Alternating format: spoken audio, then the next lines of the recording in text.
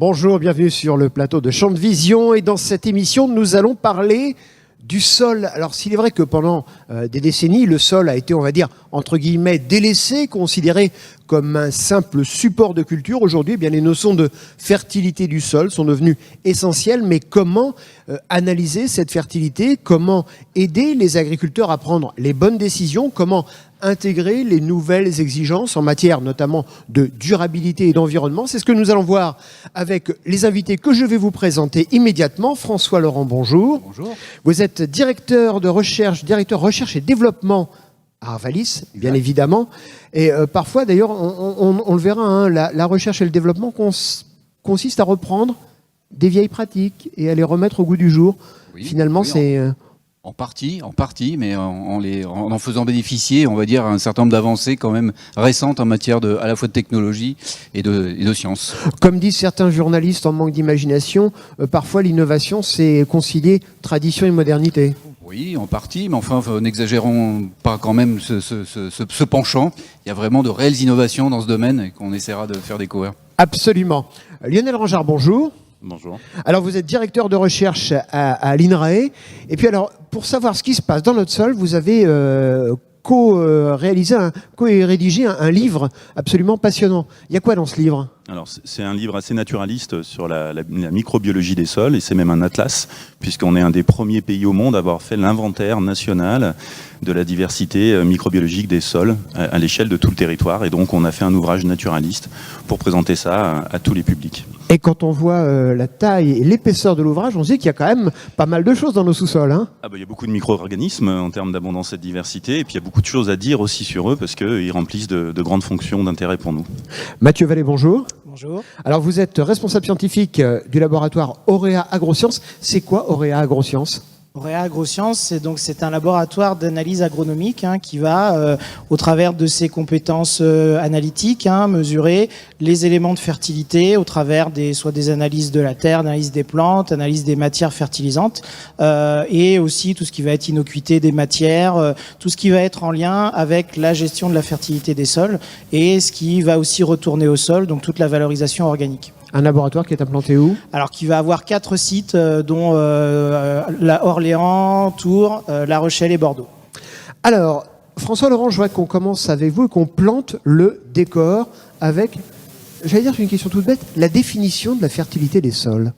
Effectivement, la fertilité est un terme ancien, on va dire, qui est utilisé depuis pas mal de temps, mais qui a été beaucoup rénové dans son approche par, on va dire, les approches un peu plus récentes de l'agronomie, on va dire, de l'agronomie moderne.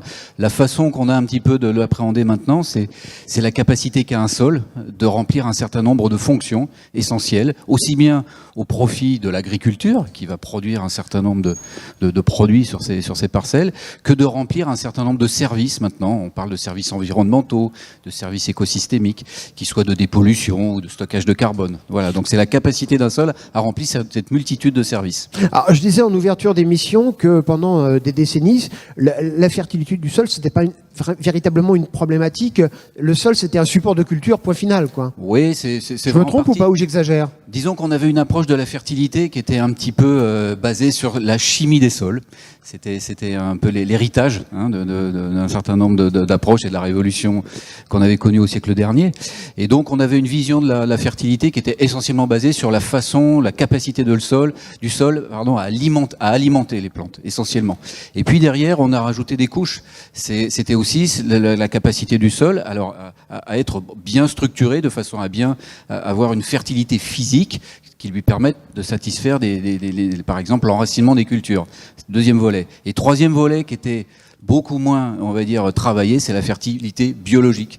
Volet sur lequel il y a eu des avancées significatives ces derniers temps qu'on essaye de valoriser. Et est-ce que vous diriez dans la prise de conscience de cette nouvelle fertilité qu'il y a eu une évolution liée aux préoccupations environnementales, aux préoccupations sociétales, aux préoccupations de durabilité, pas forcément perçues uniquement par les agriculteurs, mais aussi par les citoyens consommateurs. Oui, sans aucun doute, cette mouvance vers la caractérisation des systèmes que nous cultivons vers cette notion de durabilité dans différents compartiments, dont un compartiment environnemental, a sans doute accéléré cette tendance de fond de mieux prendre en compte les capacités du sol à satisfaire un certain nombre de services qui sont remontés, on va dire, au niveau de priorité, sans doute. La transition écologique a été pour beaucoup. Oui, même si voilà, c'est un mouvement de longue haleine. On n'a pas tout découvert à l'aune, on va dire, de la mise en avant de l'agroécologie. C'est un mouvement de fond qui a été engagé depuis pas mal de temps, mais c'est vrai, on peut indéniablement, ça y a contribué. Lionel Rangeard, je voudrais qu'on évoque ce qu'on appelle l'activité biologique des sols. Alors expliquez-moi ça, comme un enfant de 5 ans, pour que je comprenne. Parce qu'il y a peut-être d'ailleurs des enfants de 5 ans qui, avec leurs parents, nous regardent. Alors, c'est quoi l'activité biologique ou même la fertilité biologique, comme le disait François? En fait, c'est un ensemble de fonctions qui sont portées par des organismes vivants dans le sol. Et si on la prend de plus en plus en considération, c'est aussi qu'on connaît de mieux en mieux cette biologie du sol en termes d'abondance, de diversité et notamment d'activité. Et donc, ce qui est important dans un sol, c'est d'abord d'avoir un bon patrimoine biologique, c'est-à-dire beaucoup d'organismes et relativement diversifiés. Et ça donne une certaine assurance. D'ailleurs, c'est ce qu'on appelle l'assurance écologique dans notre domaine d'écologie, que si on est abondant et diversifié, on aura des fonctions qui seront stables, importantes et durables. Et notamment dans les grandes fonctions de cette activité, on a la minéralisation de la matière organique. Donc, à partir de la matière organique, on fournit de la matière minérale qui est directement assimilable par les plantes. On peut améliorer la structure du sol. Ça fait partie aussi de ses fonctions biologiques. La dépollution, parce que les organismes du sol, et notamment les micro-organismes, sont capables globalement de tout transformer ou tout dégrader. Donc, toutes les molécules que l'on met dessus, ou même les éléments métalliques, sont capables d'être transformés et potentiellement dépollués. Et puis, il y a aussi des notions de lutte biologique, parce qu'il y a des micro-organismes ou des organismes pathogènes dans le sol, on en connaît certains en agriculture, mais il y a aussi leurs antagonistes. Et donc, parce que ce sont des interactions biologiques historiquement développées lors de l'évolution. Et donc, il faut aussi rechercher dans ces organismes du sol ceux qui vont être antagonistes des maladies pour faire de la lutte biologique et aussi faire cette fameuse transition agroécologique. Donc, si je vous comprends bien, ce que vous me dites, c'est qu'il peut y avoir un problème de pollution dans le sol, mais que, in fine, il y aura des petites bestioles, des micro-organismes qui vont nous dépolluer le sol à la place des dépollueurs que parfois on paye fort cher pour travailler sur un sol. Potentiellement, oui, notamment les micro-organismes, parce qu'ils sont capables à un moment de tout dégrader, sauf que c'est l'échelle de temps qui est importante. C'est-à-dire que s'ils mettent quelques centaines d'années, on a l'exemple par exemple du chlordécone dans les îles au niveau des Antilles, où c'est des molécules très stables. Sur la banane notamment. Dans les bananes. Elles vont être dégradées, mais d'ici plusieurs centaines d'années. Donc le but, c'est quand même d'avoir un système qui s'auto-entretient dans son intégrité sur des échelles de temps inférieures à la génération humaine. Voilà. Et on ne peut pas travailler sur ces micro-organismes pour que ça aille plus vite ? Alors si, il y a plein de processus, même industriels, qui sont basés sur ces micro-organismes, que ce soit pour la dégradation ou même pour la fertilité, où on essaye de les pousser un petit peu dans les retranchements ou d'en isoler certains plus efficaces pour les réinoculer ailleurs, ou faire justement de la lutte biologique. Le problème, c'est qu'on travaille avec le vivant, et que le vivant, c'est toujours un petit peu compliqué à maîtriser, contrairement à la chimie ou à la physique.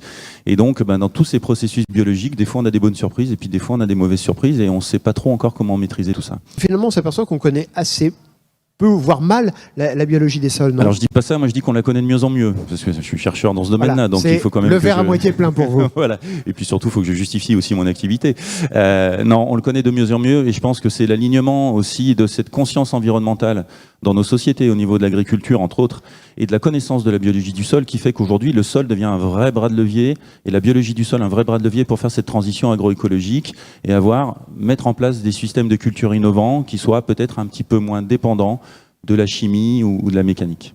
Et est-ce que vous diriez qu'il y a un changement de vision aussi du sol Je parlais tout à l'heure de support de culture, c'est aussi une notion patrimoniale maintenant. Le patrimoine vivant, c'est quelque chose d'important et quelque chose qu'il ne faut pas perdre de vue. C'est hyper important, et moi je travaille de plus en plus directement avec des agriculteurs via des projets participatifs, et en fait c'est eux qui demandent cette vision patrimoniale du sol.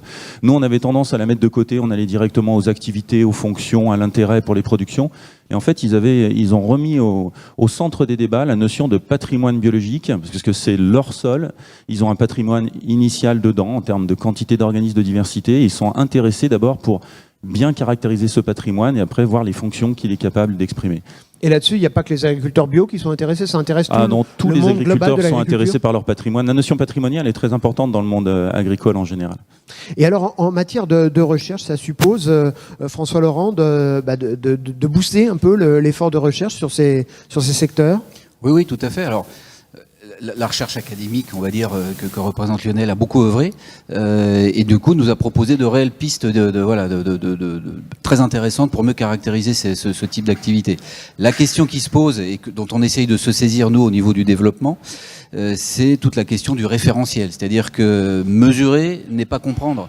Donc derrière, et pour agir, il faut que la mesure soit assortie de règles d'interprétation. Donc c'est un boulot de très longue haleine, peut-être aussi long que celui de proposer une technique analytique, comme Lionel pourra l'expliquer. Derrière, il faut baser les référentiels d'interprétation. Ça, c'est le travail de fond qui est enclenché depuis pas mal de temps maintenant. Alors Mathieu Vallée, on parlait au début de l'émission de la prise de décision par les agriculteurs, et c'est là que vous intervenez, vous, quelque part. Comment ça se passe au quotidien? Alors, on va dire que l'agriculteur, théoriquement, il va avoir des moyens de effectivement évaluer les aptitudes culturelles de sa parcelle. On a décrit les 3 piliers chimiques, physiques et biologiques. Et donc, ça commence déjà par de l'observation. L'agriculteur peut être autonome pour observer son état structural, pour observer aussi les réponses des végétaux, parce que la plante, c'est un vrai juge de paix. Donc, il y a aussi ça à regarder.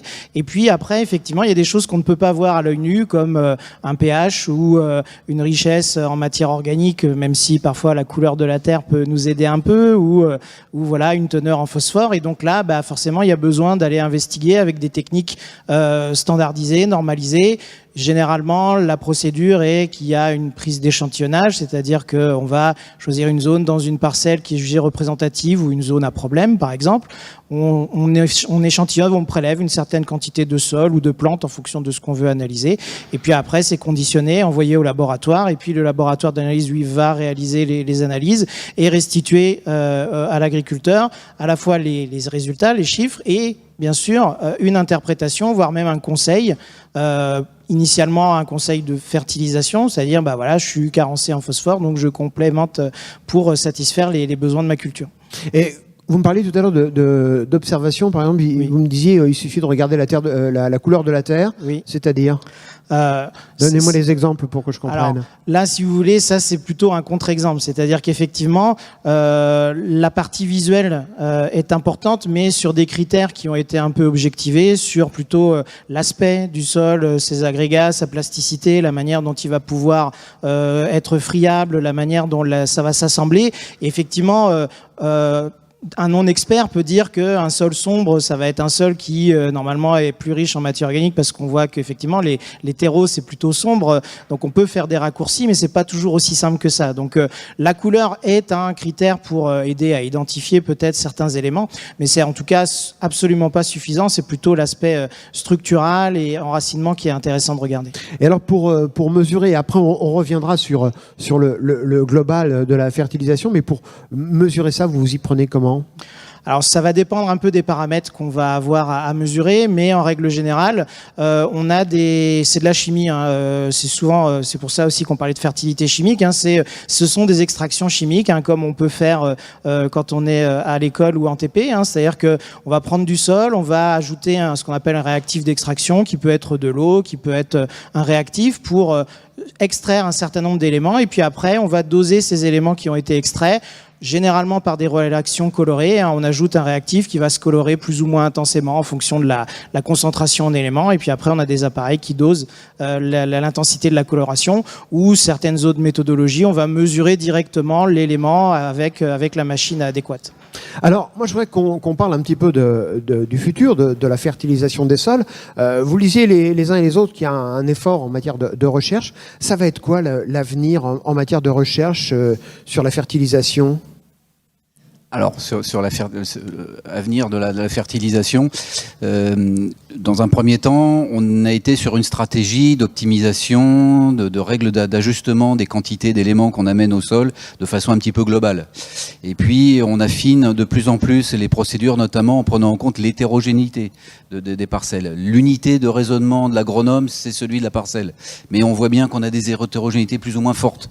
Donc, il y a déjà toute une procédure de comment est-ce qu'on peut mieux approcher cette hétérogénéité cette hétérogénéité pour déjà adapter, on va dire, la fertilisation à ces différentes zones. Mais de plus en plus aussi maintenant dans une optique de diminuer le recours aux intrants chimiques, et en matière de fertilisation, c'est sur l'azote, c'est sur le phosphore, le potassium essentiellement, eh bien on essaye du coup de mieux caractériser aussi les capacités de fonctionnement de ce sol, notamment sur la composante biologique, dont on a vu que c'est celle qui est le travailler de la façon la plus récente, pour essayer aussi de mieux orienter un certain nombre de fonctions vers des fonctions qui nous intéressent, de façon donc à diminuer au maximum le recours. Et puis je finirai, dernier volet qui est beaucoup travaillé, pour au moins en matière de fertilisation azotée, c'est de mieux s'adapter aux conditions au jour le jour, être capable de déclencher un certain nombre d'apports absolument indispensable en fonction de ce que la plante exprime comme besoin et de ce que le climat nous permet d'assurer en termes d'efficacité. Voilà un petit peu la trajectoire. Lionel Ranjard, aujourd'hui, si je comprends bien, il faut faire mieux avec moins. Mieux avec moins. C'est-à-dire meilleure fertilisation, mais moins d'intrants, moins de recours à la boîte à pharmacie. Alors c'est ce que prône la transition agroécologique, c'est de diminuer un petit peu la dépendance aux intrants et notamment aux intrants chimiques. Après, en termes de fertilisation ou de fertilité, c'est vrai que ça se fait déjà historiquement. En termes de biologie du sol et d'activité biologique, on prône plutôt tout ce qui est organique en termes d'apport au sol. Mais on peut faire aussi de la fertilisation par les couverts. C'est-à-dire qu'il n'y a pas que des apports, on peut aussi mettre des couverts qui peuvent stimuler l'activité biologique et nourrir les organismes du sol, qui vont minéraliser la matière organique et faire de la matière minérale, notamment par des intercultures, par des rotations. Voilà. Donc il n'y a pas que le côté... Enfin, moi je suis écologue de formation et donc ça fait 20 ans que je travaille à l'INRA et j'apprends encore tous les jours sur l'agronomie et sur les techniques agricoles. Mais c'est vrai que maintenant les agriculteurs réfléchissent énormément à la couverture du sol, et c'est bien parce qu'on avait des sols trop peu couverts, quels que soient les modes de production ou les systèmes de production, et qu'on commence à mieux couvrir nos sols. Et donc écologiquement, si on met de la vie au-dessus du sol, il y aura de la vie en dessous du sol, et inversement aussi. Et donc ces couverts sont une façon aussi de faire de la fertilisation. Après, il y a tout un pan de développement agronomique sur quel couvert, dans quelle localité, comme le disait François, en fonction des objectifs de production, en fonction des caractéristiques pédoclimatiques. Et c'est pas toujours évident de gérer ces couverts et surtout de leur faire exprimer les services qu'on voudrait au final. Et ce qui est vrai par exemple dans la Beauce n'est pas forcément dans les Hauts-de-France ou en Bretagne ou ailleurs. Tout à fait. On n'a pas les mêmes sols, on n'a pas les mêmes biologies du sol, et puis on n'a pas les mêmes objectifs de production aussi en fonction de ça. Et ce qui est vrai, ce qui doit être distingué en fonction des pédoclimats, tel qu'on vient de le dire, doit aussi être différencié en fonction des systèmes de culture et des objectifs de production. On ne doit pas, et on reviendra sur la caractérisation de l'activité biologique, elle doit aussi dépendre des objectifs. Quand on est dans un système en agriculture biologique, eh bien, on ne doit pas activer forcément les mêmes fonctions ou au même niveau qu'en agriculture plus conventionnelle. Donc on a tout ce travail de référencement en fonction des sols, des climats, des systèmes de production. Justement, les objectifs aujourd'hui, c'est quoi ? C'est essentiellement ce que je viens d'évoquer, un très fort investissement sur le référencement. Et puis, une fois qu'on aura fait ça, en parallèle, il y a aussi toute la phase de prise en main, évidemment, de ces techniques qui doivent rentrer dans la routine. Pour le moment, elles sont quand même encore en bonne partie du domaine du laboratoire de recherche. Et donc, c'est précisément, il y a un certain nombre de travaux qui ont été d'ailleurs conduits en partenariat avec les gens présents sur le plateau, qui œuvrent vers à la fois la mise en œuvre de ces techniques dans la routine et leur appropriation par les agriculteurs et les techniciens. Vous parliez des couverts, Lionel Ranjard, tout à l'heure. C'est vrai que ça aussi, on a l'impression, tout à l'heure je disais presque pour plaisanter, qu'on fait du neuf avec de l'ancien. On n'a pas l'impression que là on redécouvre un petit peu des choses qui étaient la base de l'agriculture il y a peut-être quelques décennies, voire plus.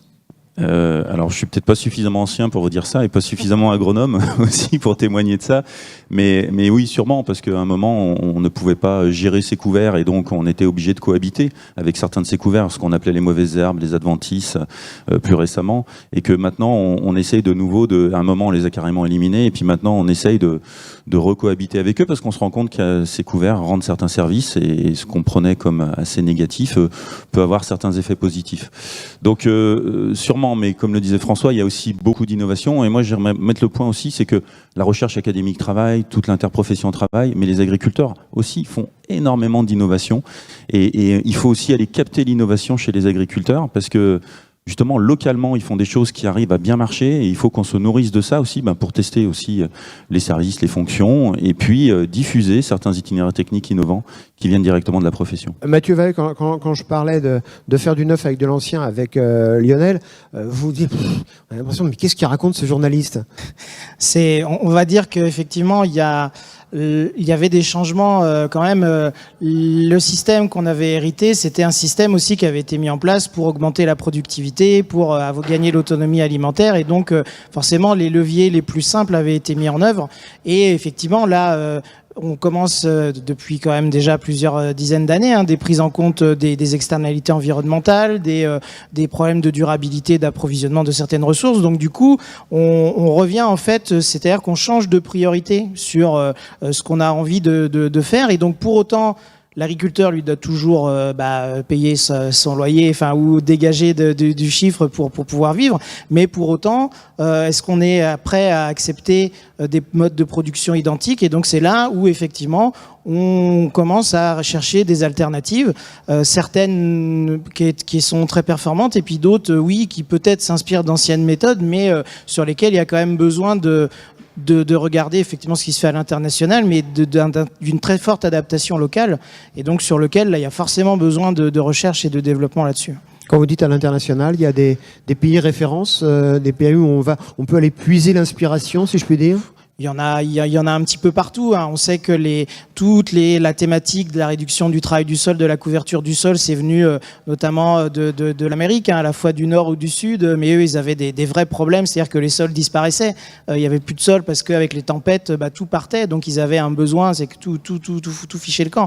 Alors que bon, voilà, les climats chez nous sont un petit peu différents, mais on peut s'inspirer effectivement dans des conditions pédoclimatiques un peu semblables des éléments qui avaient été développés.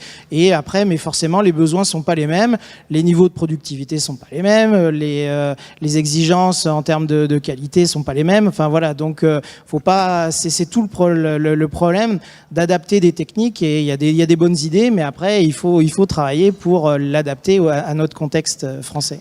François. Oui, je voulais juste revenir. Je me méfie un petit peu du discours. C'était mieux avant et retour aux sources, etc. À titre d'exemple, on est ici en Champagne-Crayeuse. Ça s'appelait quand même la Champagne-Pouilleuse avant. Ça veut quand même dire ce que ça veut dire. On est ici sur les sols, de mon point de vue, les plus fertiles de France. Quasiment. Pourquoi ? En termes de production primaire, de capacité à produire du végétal, c'est des sols de très fort potentiel en termes de productivité, ce qui montre bien que le sol ne fonctionne sans doute pas si mal que ça. Maintenant, on peut faire mieux et sans doute avec moins. Vous le citiez là, et du coup, il faut mobiliser l'agronomie moderne. C'est pas. Alors, bien sûr, il y a certaines des sources d'inspiration. On parlait des couverts végétaux, etc. Les engrais verts, historiquement, c'était la base, on va dire, de l'agronomie aussi du 19e siècle, la rotation triennale, où on laissait pousser un certain nombre de couverts, qu'on réenfouissait derrière, puisqu'on n'avait pas le recours à l'engrais minéral. Donc je ne dis pas qu'il n'y a pas des sources d'inspiration qui peuvent nous venir de ce qui se pratiquait avant, mais méfiance quand même. Je pense qu'il faut mobiliser tout ce que nous propose maintenant à la fois l'agronomie moderne, l'écologie, qui doit maintenant se marie avec la discipline agronomique pour aller vers des systèmes plus performants globalement, y compris sur des composantes de gestion environnementale. C'est vrai que pour vous, pour les agroécologues, ça doit être du pain béni en ce moment, parce que finalement, tout ce que vous savez, tout ce que vous avez appris, on en a bien besoin. Oui, alors après, il faut aussi rationaliser le discours par rapport à tout ça. Et puis, oui, il ne faut pas faire rêver non plus. Et oui, parce qu'on peut prôner la biodiversité. Moi, je suis écologue de formation et j'étais plutôt dans des systèmes, on va dire, naturels. J'ai été formé dans ces systèmes-là et donc on peut prôner la biodiversité maximum, la quantité d'organismes maximum. Il y a une réalité agricole avec des objectifs, avec des problématiques. En plus, on est dans un contexte de changement climatique assez dynamique qui brouille un petit peu les cartes aussi de l'innovation ou qui lui demande d'être beaucoup plus dynamique que ce qu'elle pourrait être plus classiquement. Donc il faut aussi que l'écologie, et moi j'étais un peu comme ça quand je suis arrivé à l'INRA, j'étais un peu je me rappelle des échanges avec France à une époque, on était tous enflammés et après on se rationalise par rapport à un contexte agricole qui n'est pas une forêt, qui n'est pas une prairie. C'est un écosystème particulier qui a ses objectifs et qui peut avoir de la durabilité à partir du moment où on applique les bonnes pratiques et on le fait de façon intelligente. Alors, il y a aussi une question que je voudrais vous poser, Mathieu. Quand vous faites des analyses, Est-ce qu'il vous arrive de dire au cultivateur, à l'agriculteur, ben mon gars, c'est fichu, ton sol, ta terre, on n'en fera pas grand-chose, c'est mort. Je pense à ça parce que on y reviendra d'ailleurs tout à l'heure. Lionel, vous me parliez, quand on a préparé cette émission, de sol mort. Alors, est-ce que parfois, ça vous arrive de dire, c'est foutu? Alors non, honnêtement, sur les parcelles agricoles en France, enfin tout ce qu'on a pu analyser, on n'a jamais vu de situation où effectivement on ne retrouvait rien, où on était dans des conditions qui empêchaient tout développement de végétation. Ça n'arrive quasiment jamais. On a les seules analyses de sol où effectivement j'avais vraiment vu qu'il n'y avait rien, c'était les terrils. En gros, quand on analysait les terrils pour la revégétalisation, là c'est vrai qu'en termes de biomasse microbienne ou autre, on voyait vraiment... Ou des friches industrielles. Bah voilà, c'est ça. Ouais. Alors comment on fait sur les terrils justement pour faire pousser des sapins, des arbres? Alors en fait, ils se mettent tout seuls. Enfin, en gros, c'est la puissance de la nature qui, même avec quasiment rien, arrive quand même à mobiliser, et c'est les principes de formation des sols, alors des process qui prennent des milliers, plusieurs milliers d'années. Au début, voilà, quelques végétaux pionniers qui commencent à s'implanter, et puis ils poussent, ils meurent, ils créent de la matière organique qui va alimenter les autres végétaux, et ainsi de suite. Donc les terres agricoles qu'on a en France, c'est des thèmes qui sont en culture depuis un certain nombre d'années. Donc c'est des systèmes qui sont on va pas dire à l'équilibre, mais sur lesquels, alors en fonction des pratiques, ils peuvent s'appauvrir. C'est vrai qu'il y a des qualités et des performances qui peuvent être différentes, mais de là à arriver à quelque chose d'improductif complètement, j'ai jamais vu ça en tout cas. François, est-ce qu'on peut faire de l'agriculture sur d'anciennes friches industrielles, parce que vous en parliez des friches industrielles, ou est-ce que c'est mission impossible? Alors, je ne suis pas un spécialiste de la chose. Je pense que Lionel a quelques références sur le sujet, mais alors c'est une ambition, et on utilise du coup notamment le recours à un certain nombre parce que là on est vraiment sur des niveaux de pollution, de réelle pollution qui sont terribles. Hein. Donc il y a un certain nombre de processus de phytoremédiation, comme on dit, c'est-à-dire le fait d'implanter un certain nombre de couverts qui vont être capables d'extraire les éléments toxiques du sol issus de l'activité humaine, et qui vont permettre une certaine remise en culture de ces espaces. Mais enfin, je pense qu'il faut rester modeste. Hein. C'est pas ce qui va, entre guillemets, sauver l'agriculture mondiale que de remettre en culture un certain nombre de ces friches. C'est un enjeu, mais à relativiser par rapport aux enjeux qu'on a globalement sur la surface cultivée actuelle. Hein. Lionel Rangard, c'est jouable ou pas? En fait, les exemples qu'on a en ce moment de développement de l'agriculture sur des friches industrielles, ils sont au niveau des systèmes urbains, parce qu'avant, les industries étaient dans les villes. Et en fait, elles ne sont plus dans les villes, et donc ça ouvre des potentiels de sol qui sont ouverts aux jardins partagés, au petit maraîchage, aux citoyens urbains qui veulent avoir un petit bout de carré de jardin. Et le problème qu'on rencontre, c'est que biologiquement, ça marche toujours un petit peu, et on amène de la matière organique, etc. Mais on a des taux de pollution qui font que généralement, dans certaines villes, et moi j'ai eu accès à certaines problématiques comme ça, dans certaines villes, on ferme ces jardins partagés parce que il y a des métaux lourds, il y a des HAP qu'on retrouve dans les produits à manger. Alors après, on préconise de cultiver certains légumes ou certains fruits par rapport à d'autres, mais les citoyens n'entendent pas, ou on leur dit de ne pas manger leur production, ce qui est un petit peu compliqué quand on fait son potager. Donc ces friches industrielles, on peut leur dire de faire des fleurs, ce qui a été le cas d'ailleurs. Vous parlez du chlordécone tout à l'heure à La Réunion. Il y a certains endroits où maintenant on fait des productions de fleurs. Voilà, mais certaines villes enlèvent le sol et remettent du nouveau sol, du sol moins pollué, ce qui coûte extrêmement cher. Donc avec ces friches industrielles, alors heureusement ce sont des petites surfaces, hein, c'est pas la majorité des sols en France, mais on a un vrai problème historiquement de pollution et de concentration de pollution qu'on n'a pas l'habitude de voir dans un sol agricole et qui ne gêne pas d'actualité. Et alors, en préparant cette émission, vous m'avez dit, il y a un concept, c'est les sols morts. Alors c'est quoi un sol mort? Parce que là, pardonnez-moi, c'est juste un tout petit peu flippant. C'est bien un concept que je ne prône pas, c'est justement qu'il n'y a pas de sol mort en France. Voilà. Enfin, et moi, je n'ai jamais... On entend des discours à droite, à gauche, les sols sont morts, et on stigmatise beaucoup l'agriculture là-dessus. C'est pour ça que je posais la question à Mathieu tout à l'heure, en disant, est-ce qu'il y a des endroits où... Alors, toutes les roses non plus. Moi, j'ai jamais étudié de sol mort, surtout d'un point de vue microbiologique. Hein, donc, des organismes très petits, très diversifiés, qui étaient là au tout début de la vie, et qui seront là bien après nous, sûrement. Mais en tout cas, il y a toujours de la vie dans les sols. Après, c'est vrai que quand on fait un inventaire, notamment via notre ouvrage, on a fait cet inventaire microbiologique des sols français, on a des sols qui sont plus ou moins vivants. Et ce qu'on voit, c'est qu'on a d'abord des paramètres naturels qui expliquent ces variabilités de vie entre les sols, le type de sol, des fois le climat, etc. Et puis, on a aussi des paramètres dus aux activités humaines, et notamment au niveau de l'agriculture. Et On a des sols agricoles qui sont très vivants et puis on a des sols agricoles qui sont un petit peu moins vivants. On a fait des études, notamment avec des réseaux d'agriculteurs à l'échelle de la France, et on trouve dans nos études, avec plusieurs centaines d'agriculteurs, à peu près entre 10 et 20% des parcelles agricoles, alors on les appelle pas morts, elles sont dépréciées biologiquement. Alors c'est peut-être un terme, mais c'est pas mort. C'est-à-dire qu'il y a moins de biologie, significativement moins d'organismes vivants, moins de diversité, mais il y en a toujours. Et il y a un potentiel de réhabilitation des sols aussi, qui est très important, et à des échelles de temps relativement courtes. C'est ça aussi qu'il faut dire aux agriculteurs. C'est qu'il n'y a pas de fatalité à avoir un sol qui soit à un moment abîmé d'un point de vue biologique. Il a les moyens, par ses pratiques, de le réhabiliter assez rapidement et assez facilement. Et est-ce qu'aujourd'hui, un de vos problèmes, c'est pas cette course contre la montre? Parce que, effectivement, le pas de temps de la recherche, c'est pas le pas de temps des citoyens, c'est encore moins le pas de temps des agriculteurs. Les agriculteurs veulent des solutions précises, pratiques, concrètes, entre guillemets, rapides. Et vous, la recherche, il faut quand même du temps, non? Oui, mais c'est vrai qu'on est sur des domaines de la biologie, donc on est sur des cycles longs. Alors notamment, comme vient de dire Lionel, les processus inverses, la réhabilitation d'un certain nombre de fonctions dans les sols, elle est possible. On est sur des mécanismes réversibles, mais avec des pas de temps qui peuvent être plus ou moins longs, et plutôt plus longs d'ailleurs. Donc voilà, il faut être capable de le. Donnez-nous du temps, dites-vous, c'est ça, non? Ouais, alors c'est un petit peu un slogan un peu rapide ou facile en agriculture, mais c'est une réalité. On ne peut pas, on n'est pas dans des processus entre guillemets industriels. On est capable de changer l'outil de production entre guillemets du jour au lendemain. Donc oui, notamment quand on réhabilite un certain nombre de processus, notamment biologiques, eh bien effectivement il faut du temps. C'est vrai, mais c'était le même sujet vis-à-vis de la fertilité chimique.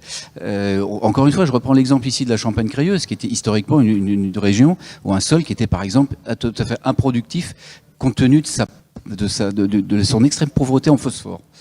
Eh bien, c'est la fertilisation minérale qui a permis de poser ces sols à des niveaux de production et de fertilité, de fait, qui sont importants, mais il a fallu quand même quelques décennies.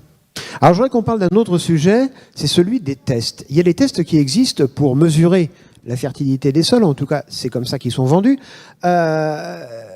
Mathieu, vous en pensez quoi, vous, de ces tests ? Alors, vous parlez des tests rapides, des tests sur le terrain, effectivement. Alors, c'est vrai que pour mesurer. En ce moment, on est dans la logique du test. Maintenant, tout le monde veut son test. Test PCR, test de fertilité du sol, test de je ne sais quoi. Il ne faut pas attendre 48 heures. Déjà, 48 heures pour avoir la réponse, c'est long. Et déjà, à 15 minutes, c'est peut-être déjà presque trop long.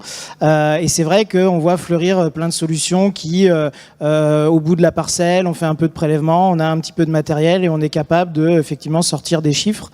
Il faut rester prudent. C'est des méthodologies qui peuvent se montrer pertinentes, notamment pour évaluer de l'hétérogénéité au sein d'une parcelle. C'est-à-dire, ça reste des processus qui vont mobiliser des réactions chimiques ou des réactions biologiques. Donc, il y a une certaine rigueur à avoir pour la mise en place de ces tests, comme effectivement pour les tests PCR. C'est simple, mais il faut bien aller chercher dans le fond du palais tout ça. Enfin voilà. Donc là, c'est pareil. Il faut respecter un certain nombre de pratiques pour qu'ils soient pertinents, et il faut pas forcément leur faire dire plus que ce qu'ils ne le peuvent, parce que on sait que les conditions environnementales, la température, la manière dont on va prélever ou autre vont impacter sur les résultats. C'est le métier des laboratoires de maîtriser l'ensemble de ces éléments, et au bout de la parcelle, notamment par des temps comme aujourd'hui où il fait bien chaud, voilà, est-ce que l'appareil va être forcément bien calibré ou autre? Donc ça peut être très pertinent en termes de pédagogie pour montrer des extrêmes. C'est-à-dire que oui, ça va être capable de dissocier des situations extrêmement différentes.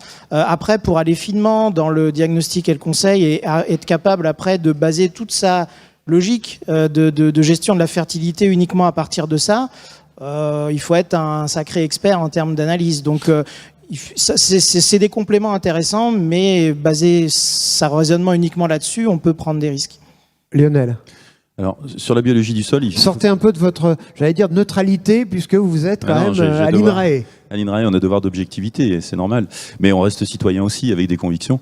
En tant que chercheur, ce que l'on voit en chercheur en biologie du sol, c'est qu'il y a tout un environnement économique qui est en train de se développer sur notamment la qualité des sols, et notamment la qualité biologique, et même plus particulièrement aussi la qualité microbiologique des sols. Et je vais reprendre ce qu'a dit tout à l'heure un peu François. Il y a deux choses dans un test, ou ce qu'on pourrait appeler même un diagnostic. Il y a l'outil qui mesure.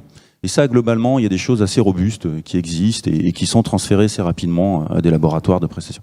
Et puis, il y a le référentiel d'interprétation. C'est comme une analyse de sang. Si on mesure votre taux de globules rouges, mais qu'on n'est pas capable de le comparer à une cohorte de patients qui sont similaires à vous et en bonne santé, on n'est pas capable de vous dire si vous êtes en bonne santé ou pas. C'est pareil pour les sols. Et ce qui manque aujourd'hui beaucoup dans tout un peu ce business qui est en train de se lancer, et de façon un peu excitatoire, c'est les référentiels d'interprétation. Et des référentiels d'interprétation qui soient à des échelles locales. Le but, c'est pas de vous comparer avec un sol de l'autre côté de l'Atlantique ou même dans un autre pays d'Europe, puisque là, on est sur des pédoclimats différents, et même dans une autre région de France. C'est d'avoir presque des référentiels locaux qui nous permettent d'interpréter la qualité d'un sol et surtout sa qualité biologique. Donc, c'est très bien. Moi, je vois ça d'un côté positif parce que je me dis, voilà, ça brasse, on en parle, mais après, il faut aussi rationaliser tout ça. Et si j'avais un petit conseil à donner aux agriculteurs qui sont un peu démarchés, sûrement au quotidien par maintenant ce genre de société, c'est essayer de prendre celles qui ont un ancrage dans la recherche académique. Je prône pas pour ma chapelle, mais un petit peu quand même, et qui a justement un devoir d'objectivité et de rigueur scientifique. Et si les choses sortent de la recherche académique, qu'elles soient françaises ou internationales, eh ben, vous aurez un peu plus de chances d'avoir des outils robustes et des référentiels d'interprétation. François Laurent. Oui, un petit commentaire sur ce que vient de dire Lionel, parce que la difficulté qu'on a sur ce référentiel, c'est la diversité à la fois des sols qu'on a en France, des climats. C'est pas seulement un slogan, c'est prouvé quand on regarde les cartes de sol, les cartes pédologiques, la diversité de nature de sol en France, elle est supérieure à la majorité des sols européens. On a cette chance, couplée avec une diversité des pratiques derrière, et qui va être croissante. On a parlé tout à l'heure d'insertion de plus en plus fréquente de couverts végétaux, de modification de régime de travail du sol. Tout ça, c'est des éléments qui vont complexifier la combinatoire de toutes ces pratiques, et pour lesquels, à chaque fois, comme le dit Lionel, localement, il nous faudra un minimum d'éléments robustes d'interprétation. Donc c'est ce qui fait un peu le défi. Mathieu. Et du coup, c'est ça qui prend du temps aussi. On disait il faut du temps pour mettre en place les pratiques innovantes, mais du coup, il faut du temps aussi pour construire les référentiels. Ceux qu'on a pour les analyses de fertiminéral, ils ont pris peut-être plusieurs dizaines d'années à être concaténés. Bon voilà, est-ce qu'on a vraiment le temps d'avoir 20 ans d'acquisition de références? Ça fait presque 20 ans que tu as commencé le travail, donc on voit que c'est des pas de temps qui sont aussi pas toujours compatibles effectivement avec les patents, vous disiez, qui sont attendus aujourd'hui. Donc, c'est là où on peut dire oui, on a une solution analytique qui existe et on est capable de sortir des chiffres, mais ces chiffres-là, voilà, si on n'est pas capable de les asseoir et de relier ça après à du conseil pratique, eh bien, ça peut être mal interprété. Lionel. Non, juste une précision sur ce que disait François, on se renvoie bien la balle, c'est que la France est le 3e pays au monde en termes de diversité des sols, derrière la Chine et le Brésil, indépendamment de la surface du territoire. Donc ça montre toute la diversité qu'on a en France, et c'est une chance, parce que ça nous permet justement, en étudiant des sols français, d'avoir des référentiels qui seront très variables et qui couvrent une large gamme de variabilités, qu'elles soient en termes de sol, de biologie et même de pratiques agricoles. Après, je ne voudrais pas donner une note trop pessimiste quand même. On a beau dire ça va être long, plus d'accord, mais on y bosse quand même, comme des dingues. Donc, j'imagine bien. Donc voilà, donc il y a des choses. On va pas attendre d'avoir couvert la totalité de cette diversité pour commencer à raconter des choses basées sur une certaine rationalité. Et donc voilà. De toute façon, on y travaille. Ces référentiels, il faut les initier. À un moment, il faut dire bon, là, on est capable de commencer à faire un diagnostic. C'est relativement, et ils sont boulimiques, c'est-à-dire qu'ils s'auto-alimentent au quotidien et ils s'améliorent, un peu comme de l'intelligence artificielle. Mais ça, c'est un autre. C'est de la data, en fait. C'est une question de data. C'est une question. Alors la data, oui, et de la bonne data aussi, parce qu'il faut de la bonne qualité de data aussi. C'est-à-dire qu'il faut faire des référentiels avec des choses que l'on vérifie en termes de qualité, d'origine et de robustesse, quoi. Alors une dernière question, parce qu'on va arriver pratiquement à la fin de cette émission. C'est quoi aujourd'hui la promesse que l'on fait aux agriculteurs? C'est avec tout ça, avec tout ce que nous faisons sur la fertilisation, vous allez produire plus, ou est-ce que vous allez produire mieux, vous allez plus vous inscrire dans de la durabilité? Alors, sur la biologie du... Pardon François, sur la biologie du sol, nous, on n'a jamais promis que la biodiversité était synonyme de productivité, même si, d'un point de vue écologique, il y a des démonstrations qui sont faites en prairie, en forêt, etc. Mais en fait, c'est vraiment synonyme de durabilité, c'est-à-dire d'une stabilité. Si on a une bonne qualité biologique du sol et qu'on a une bonne productivité, c'est quelque chose qui va durer dans le temps. Si on a une bonne productivité mais une mauvaise qualité, notamment biologique du sol, on sait qu'à un moment, le système va décrocher. Et voilà, donc c'est plutôt en termes de durabilité. Après, si on est dans des systèmes où il faut augmenter la productivité parce qu'on doit réhabiliter, là, on est dans une autre dynamique. Je pense que notre objectif, c'est d'accroître les performances des agricultures, différents modes d'agriculture français. Ça se base en bonne partie aussi, peut-être surtout, sur notre meilleure capacité, comme on vient de l'évoquer, à diagnostiquer les capacités, les fonctions au niveau du sol. Mais la fonction de production, faut pas en avoir honte, hein. Il y a des situations où on devra produire plus. Et puis il y en a d'autres où on devra produire différemment, ou parce que les attentes des marchés aussi, parce que quand même, l'agriculture a des marchés à satisfaire, eh bien, elle devra aussi avoir recours à d'autres pratiques parce que la demande est d'une autre nature. Donc, c'est cette multi-performance que l'on vise dans toute la diversité qu'on a évoquée tout à l'heure. Mathieu, quand les agriculteurs viennent vous voir pour faire des analyses sur leurs terres agricoles, ce que vous leur dites, c'est pas avec nous, vous allez voir, vous allez avoir le diagnostic qui va vous permettre de faire une augmentation de productivité de 20%. C'est pas ça du tout. Alors, ils peuvent nous le demander, effectivement, du retour sur investissement en disant, OK, j'investis X euros dans ton analyse, mais du coup, garantis-moi que je vais faire 3 quintals ou plus. Non, bien sûr, ça fonctionne pas comme ça. Nous, effectivement, on donne les outils pour évaluer les performances de la parcelle, identifier les facteurs limitants, et éventuellement amener des solutions correctives pour lever ces facteurs limitants. Alors parfois qui sont des vrais facteurs limitants de production et donc qui permettent d'avoir des augmentations, mais comme l'a dit Lionel, on va plutôt partir sur une notion de sol comme un capital qu'il faut entretenir. On l'a amené par des pratiques historiques à des niveaux de fertilité importants. Les pratiques de fertilisation qui à Champagne ne peuvent plus se faire aujourd'hui pour des raisons économiques, agronomiques ou autres. Donc l'objectif d'aujourd'hui, c'est plutôt d'être dans de l'entretien, mais de l'entretien raisonné et effectivement, quand il y a des opportunités, essayer d'améliorer les choses. Mais bien entendu, on ne peut pas s'engager, parce que quand bien même on a le diagnostic le plus précis possible, on fait toujours un instantané et on est extrêmement dépendant de la climato, et tant qu'on n'a pas des modèles qui sont capables de prédire le climat sur une année culturale, on sera difficilement capable de s'engager. Alors en conclusion, à tous les trois, je vous pose une question qui va sans doute vous paraître naïve. La fertilisation de demain, ce sera quoi ? Ce sera une fertilisation multiple, mobilisant différentes sources. On était plutôt sur une ressource minérale. Il va falloir avoir recours, déjà valoriser la ressource organique, qui est abondante. Ressources organiques, elles soient via le recyclage donc de ces produits organiques, mais via aussi le recyclage de couverts végétaux. Donc c'est une combinaison, une combinatoire. Mais faut pas se leurrer, on ne pourra pas se passer dans la majorité des cas, et encore pour un certain temps, de cette combinaison avec de la fertilisation minérale. Mais vraiment réglée au petit poil, si j'oserais dire. Voilà. Lionel, même question, la fertilisation de demain ? Alors moi je suis pas agronome, donc je vais pas donner des solutions, mais je vais dire c'est celle qui entretiendra le patrimoine biologique du sol. Donc essentiellement quand même à base organique par rapport à nourrir ces organismes vivants. Mais on peut penser qu'à l'INRA, vous, dans les laboratoires, vous êtes en train de travailler déjà sur des choses, ou certains de vos collègues travaillent sur des projets, des idées ? Bien sûr, il y a beaucoup de sites expérimentaux qui sont mis en place depuis déjà 10-20 ans sur justement ces amendements organiques en comparaison des amendements minéraux, et puis aussi sur les intercultures, les couverts végétaux. Et Mathieu, on termine avec vous. Alors vous, la fertilisation de demain chez Auréa ? C'est une fertilisation en fait qui ne se raisonne plus uniquement pour elle-même, mais qui se positionne à l'intérieur de l'ensemble des leviers agronomiques de l'exploitation, qui doit se raisonner en fonction de la rotation, en fonction de la gestion des couverts, en fonction du travail du sol, et donc qui aujourd'hui c'est le levier ferti unique, mais avec la mobilisation d'indicateurs biologiques, d'indicateurs physiques, de visualisation plus complète de l'exploitation, permettra de s'intégrer dans le raisonnement global des pratiques culturales. Et de effectivement choisir peut-être une année, favoriser tel aspect, peut-être réduire sur un autre, mais parce qu'on aura une vision beaucoup plus globale et générale de l'ensemble des leviers qui gèrent cette fertilité pour les sols agricoles. Eh bien, merci beaucoup, messieurs, d'avoir participé à cette émission. J'espère que vous en avez appris beaucoup plus sur la fertilisation, la fertilité des sols. En tout cas, sachez que, eh bien, ici, au Cultural, on en parle au quotidien jusqu'à demain soir. Et n'oubliez pas une chose, que l'agriculture de demain, elle s'écrit ici et maintenant. À bientôt.